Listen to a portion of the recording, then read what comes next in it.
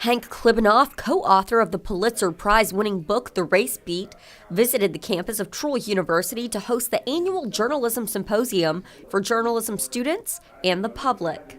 It was definitely awesome. It definitely brought the issues that he brought up in a new light. Where I grew up, I've grown up in Central Alabama, which is it was known for being racist back in the day and for being segregated, and it definitely brought to a new light, and it definitely got me thinking. I would love to attend more things like this and cover topics like this, because it is definitely inspirational to see how journalists, when journalism is done right, it becomes an extremely powerful force. He spoke on why the news media had such an important role in the struggle for racial justice and why journalism is still prevalent today.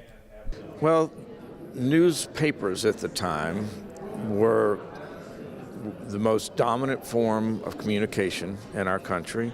Everyone got a newspaper. Some people got two. In some cities there were three.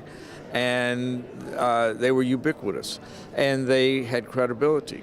And people believed in their newspapers. And the newspapers used their resources to try to tell the truth that otherwise people would not have known.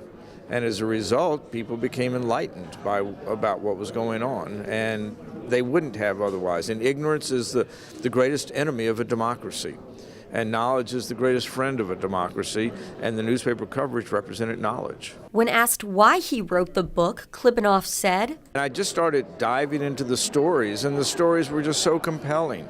And I just wanted to preserve them and put them on paper in a way that was faithful to the truth, but also that had the dramatic tension on paper that they actually had in real life.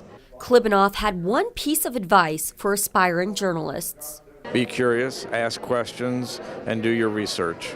Samantha Charles, Troy, TrojanVision News.